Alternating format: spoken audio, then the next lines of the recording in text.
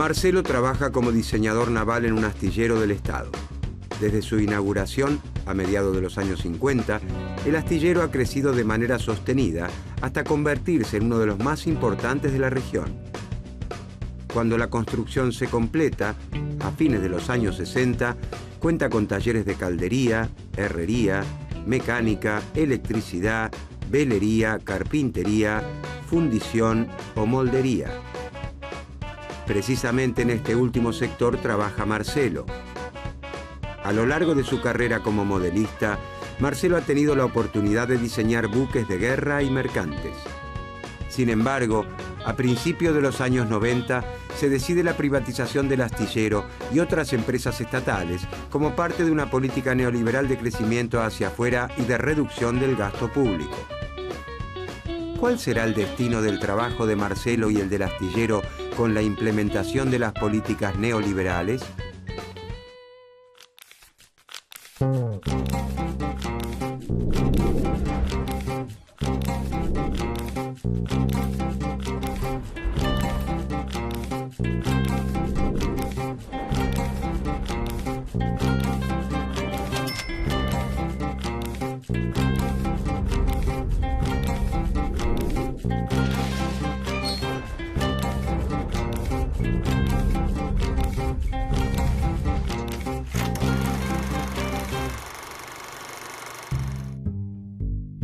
A fines de los años 70, el modelo económico de sustitución de importaciones implementado en distintos países latinoamericanos es reemplazado por modelos de apertura y liberalización. Es el regreso a los preceptos de los tiempos previos a la crisis del 30, donde el mercado es el único que cuenta con la racionalidad necesaria para permitir el mayor bienestar posible para todos.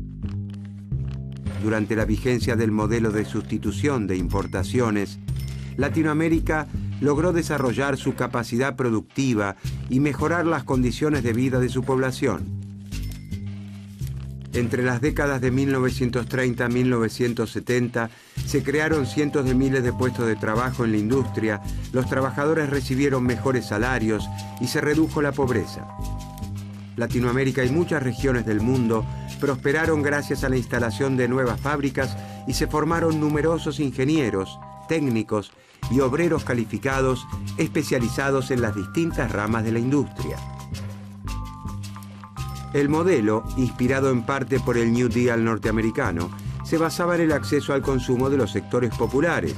Por lo tanto, los productos de la industria no eran fastuosos, sino más bien simples. El objetivo no era vender poco y caro, sino mucho y barato. El empresario asociado a este modelo era Henry Ford.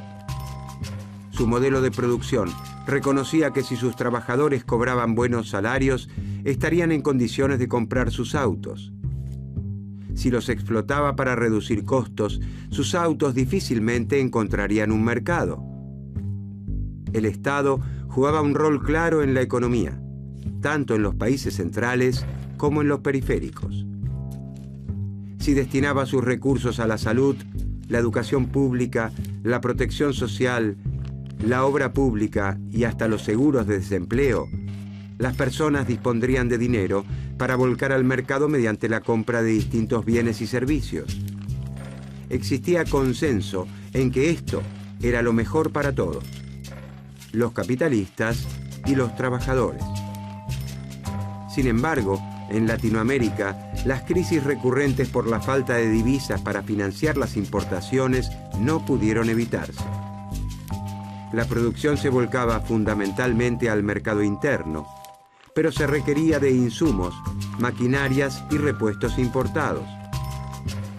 La necesidad de dólares para adquirirlos superaban a las divisas que generaban las exportaciones agropecuarias y se producía una nueva crisis.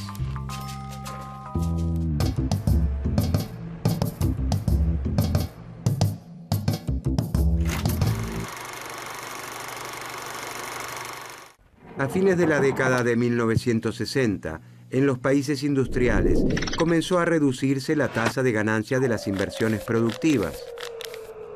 Para reducir costos, las principales empresas de los países centrales comenzaron a realizar actividades productivas en algunos países asiáticos, donde los salarios eran muy bajos. A esto se sumó un shock que tuvo un gran impacto en todo el mundo: la crisis del petróleo. A fines de 1973, la Organización de Países Exportadores de Petróleo decidió una brusca suba de los precios, generando un gran aumento de costos en las empresas. Los países productores de crudo, árabes en su mayoría, se enriquecieron. Estos ingresos extraordinarios, conocidos como petrodólares, fueron depositados en los principales bancos internacionales. Estos bancos, con las arcas llenas, necesitaban otorgar préstamos para obtener una ganancia. Como las industrias de Estados Unidos y Europa estaban estancadas y no tomaban préstamos, los países del tercer mundo, históricamente relegados por el crédito privado internacional, se convirtieron en los elegidos. Las tasas de interés eran bajas y los bancos no ponían demasiadas exigencias. Comienza entonces la espiral de la deuda externa. Se toman nuevos créditos para pagar deudas pasadas y el endeudamiento crece y crece. A partir de reformas que avanzan sobre las leyes de todo el mundo, el capital comienza a cruzar libremente las fronteras nacionales. Aparecen con el tiempo crisis financieras recurrentes debidas a la falta de regulaciones que protegen a los países de la entrada y salida de flujos especulativos. El crecimiento de la deuda externa en los países periféricos los comprometía a realizar pagos por intereses. Cuando en la década del 80 las tasas de interés aumentaron, la deuda se hizo imposible de pagar. La plata dulce se volvió salada. Esto agravó la situación económica y social de la región. A la falta de divisas se le sumó el peso creciente de la deuda externa. Como gran parte de la deuda externa era pública, el aumento de los intereses incrementó los gastos de los estados nacionales. Los países latinoamericanos se vieron obligados a disminuir el gasto público, como aquel destinado a hospitales y escuelas públicas, y a incrementar los impuestos para hacer frente a los pagos de la deuda. La deuda externa comienza a ser uno de los principales limitantes para nuestro desarrollo, un verdadero grillete. Los organismos internacionales de crédito, como el Fondo Monetario Internacional, utilizarán la limitación que establece la deuda externa para imponer sus políticas económicas en los países del sur a cambio de brindar nuevos créditos.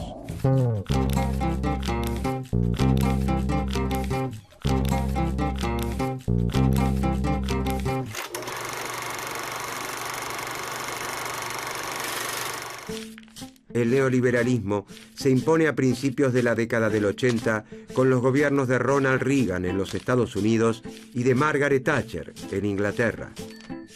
Luego, la caída del bloque soviético a principios de los 90 lo fortalece. Existe en el mundo una única manera de organizar la producción de la sociedad: el libre mercado. En Argentina, Chile y otros países latinoamericanos, el liberalismo regresa con una fuerza arrolladora, destructiva, de la mano de regímenes militares que hacen del terror y la muerte su ley. Los dictadores y sus técnicos aseguran que los problemas latinoamericanos se deben a la excesiva intervención del Estado en la economía, que había desalentado la actividad del sector privado. Aseguran que los países deben aceptar el lugar que ocupan en la División Internacional del Trabajo, especializarse en los bienes primarios, terminar con la protección de la industria, abrir la economía y propiciar que sobrevivan aquellas empresas que se encuentran en condiciones de competir con las grandes empresas de los países centrales.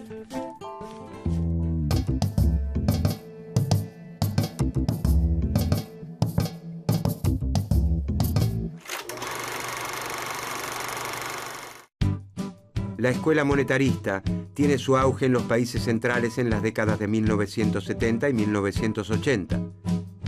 También se la conoce como la Escuela de Chicago, ya que muchos de sus integrantes se formaron en la Universidad de Chicago.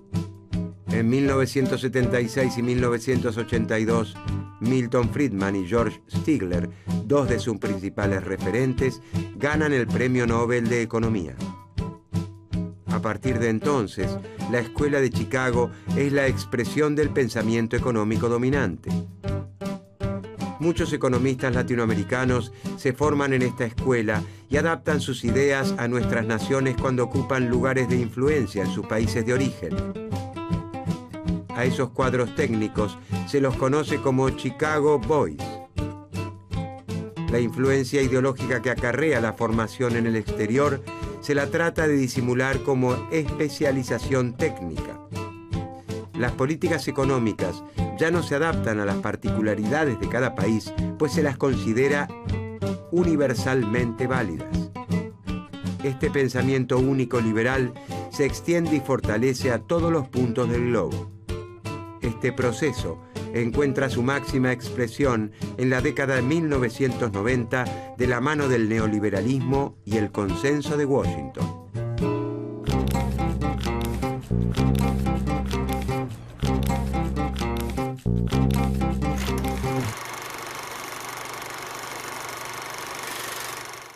En 1989 se realiza un encuentro en la ciudad de Washington promocionado por el Fondo Monetario Internacional y el Banco Mundial. Participan funcionarios y académicos de las principales economías occidentales. Como resultado del encuentro, se alcanza un consenso sobre cuáles eran las políticas económicas que los países latinoamericanos debían adoptar para lograr un crecimiento sin inflación y para obtener los créditos del mundo desarrollado. El establishment mundial se propone orientar la gestión económica y social de los países endeudados con sus verdades, sus medicinas universales, que llegan en los maletines de los expertos del Fondo Monetario Internacional que visitan los países de la región. El consenso de Washington tendrá desde entonces una gran influencia en las políticas seguidas por los países periféricos. La misma medicina es recomendada para pacientes de distintas partes del globo. Se establece una vara universal para evaluar el buen o mal gobierno de cada país en función de cómo aplica dichas políticas. Muchas universidades latinoamericanas compran esas verdades y forman profesionales afines a estos intereses.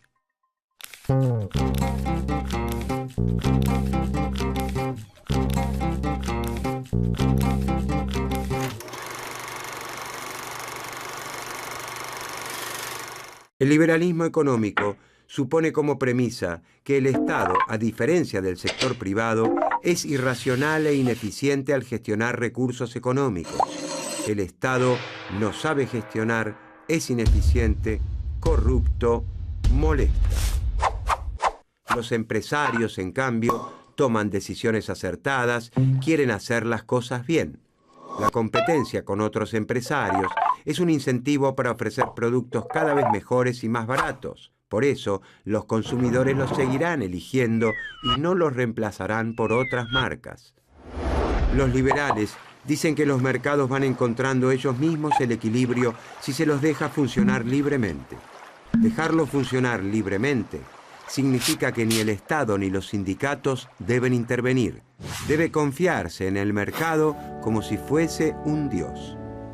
El Estado debe centrarse en garantizar la seguridad, administrar justicia para garantizar la ley y el orden, realizar ciertas obras de infraestructura esenciales y, fundamentalmente, proteger la propiedad privada. Confiar en el mercado, para los liberales, significa confiar en las señales que den los precios. Si el Estado interviene modificando los precios, las empresas y los consumidores no saben cómo actuar. Para los neoliberales, todos los precios deberían moverse libremente, aunque se trate de productos esenciales para la vida o del salario de los trabajadores. Si hay desempleo, aseguran, se debe a que los salarios son demasiado elevados. Por eso proponen la flexibilización del mercado de trabajo, los esquemas de pasantías, la reducción de las indemnizaciones y el corrimiento del Estado como regulador del mercado de trabajo.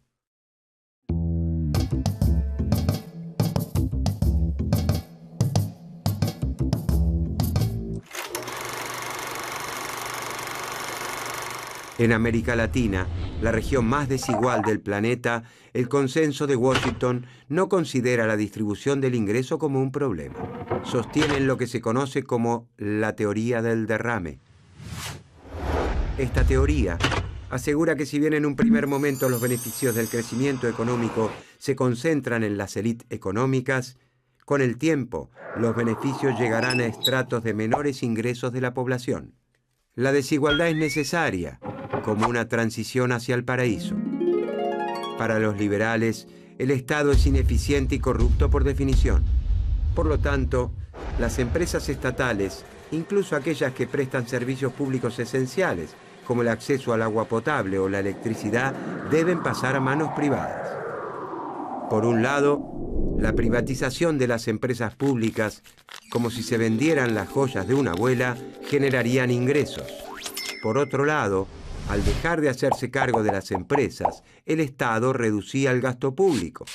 En definitiva, se liberaban recursos para pagar la deuda externa, y así se hace, aunque la deuda no deja de crecer.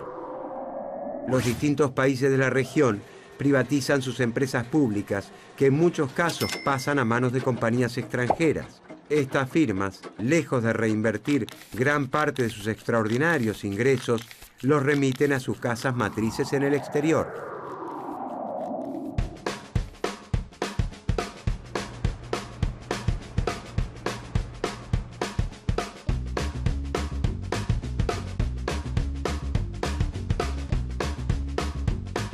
Durante la década de 1990, el astillero donde trabaja Marcelo pasa a manos privadas. El Estado no considera a la navegación una actividad estratégica que merezca su sostenimiento. Los nuevos dueños reducen la actividad a los sectores donde pueden obtener algún beneficio extraordinario. La mayoría de los talleres son desmantelados y miles de trabajadores son despedidos. Marcelo conserva su puesto de trabajo, pero ya no se emplea como modelista naval. Solo se limita a confeccionar presupuestos, proponer modificaciones o reparaciones mínimas. La falta de inversión y la apertura al mercado mundial hace imposible la competencia con las compañías navieras más experimentadas y tecnificadas del mundo. ¿Cómo justifican los neoliberales la situación de Marcelo y de millones de latinoamericanos?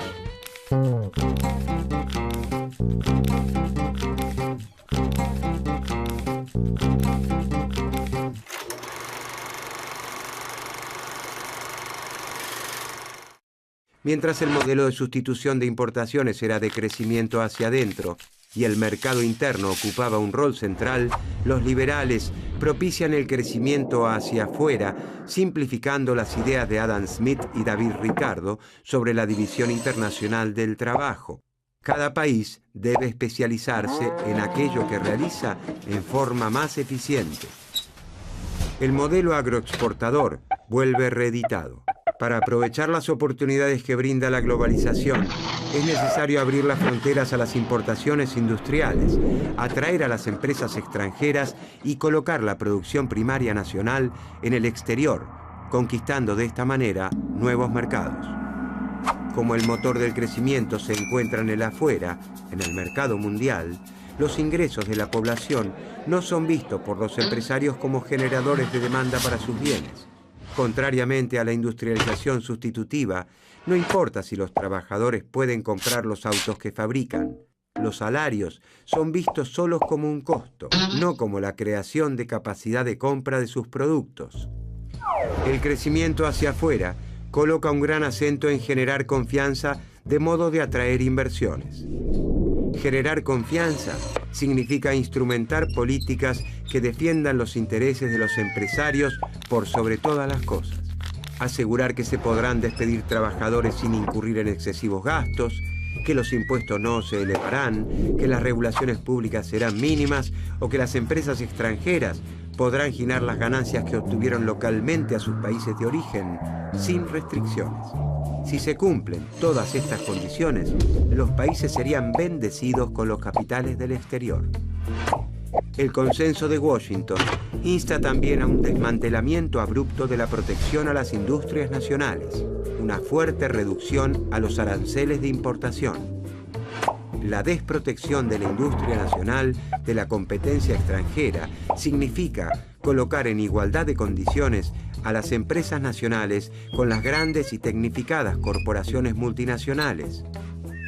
Como era de esperar, miles de empresas creadas durante la vigencia del modelo de sustitución de importaciones cierran sus puertas y cientos de miles de trabajadores pierden sus empleos.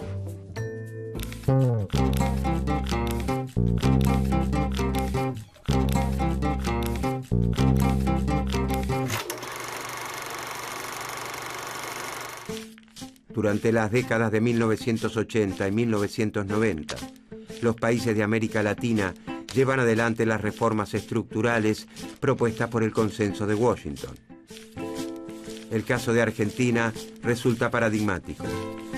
Se incorpora al nuevo esquema desde fines de la década de 1980 y lo hace del modo más extremo.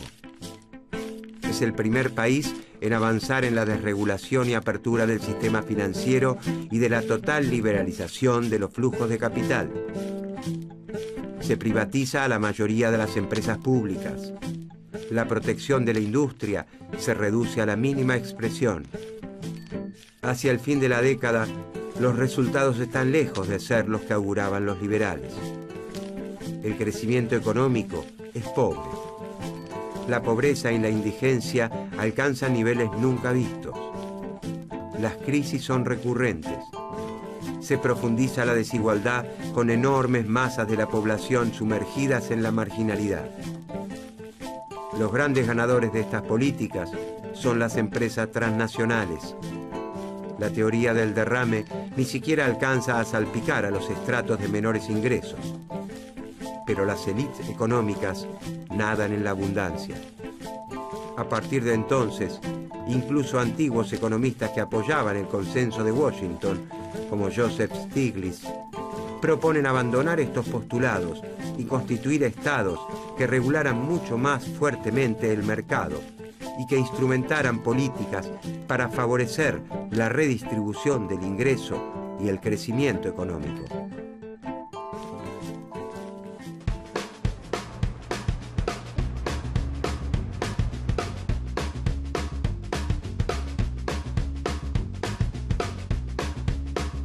El fracaso de las políticas neoliberales lleva a un cambio de rumbo. Tras una crisis económica de proporciones nunca vistas, el Estado vuelve a hacerse cargo de las empresas estratégicas, entre las que se encuentra el astillero donde trabaja Marcelo. Se decide un plan de inversión y los viejos talleres desmantelados por deficitarios reabren e incorporan nueva tecnología. Para recuperar el antiguo nivel de actividad del astillero, el Estado estimula la firma de nuevos contratos, especialmente con los países de la región que deseen manejar o modernizar su flota. Marcelo desempolva sus viejos planos, traza en su computadora nuevos diseños y espera que se sostenga el viento a favor.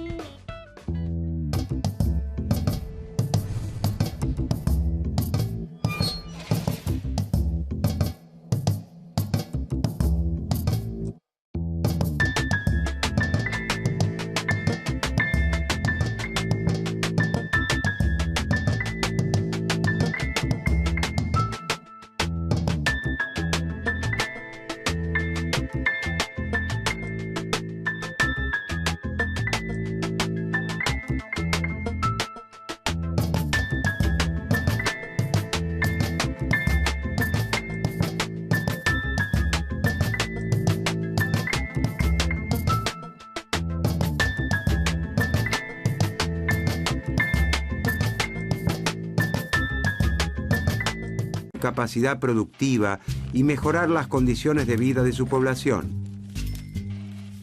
Entre las décadas de 1930 a 1970 se crearon cientos de miles de puestos de trabajo en la industria, los trabajadores recibieron mejores salarios y se redujo la pobreza. Latinoamérica y muchas regiones del mundo prosperaron gracias a la instalación de nuevas fábricas y se formaron numerosos ingenieros, técnicos y obreros calificados especializados en las distintas ramas de la industria. El modelo, inspirado en parte por el New Deal norteamericano, se basaba en el acceso al consumo de los sectores populares. Por lo tanto, los productos de la industria no eran fastuosos, sino más bien simples.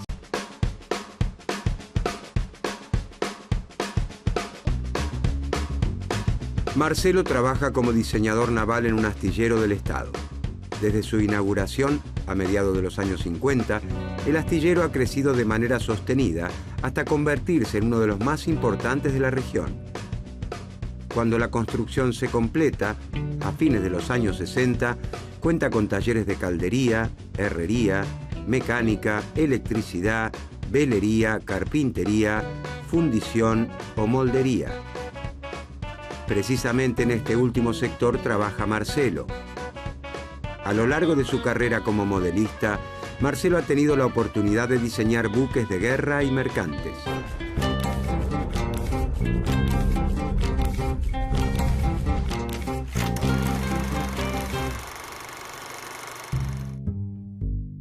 A fines de los años 70, el modelo económico de sustitución de importaciones implementado en distintos países latinoamericanos es reemplazado por modelos de apertura y liberalización.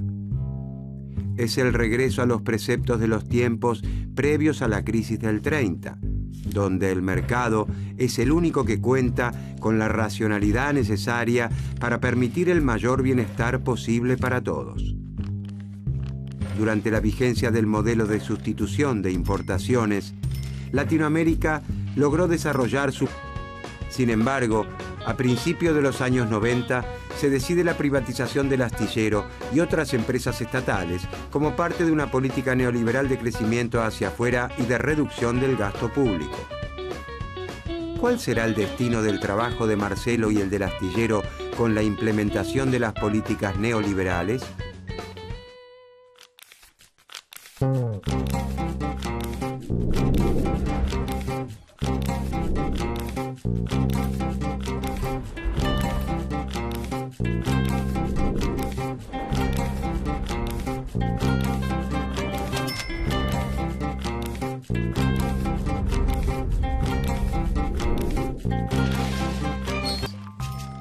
El objetivo no era vender poco y caro, sino mucho y barato.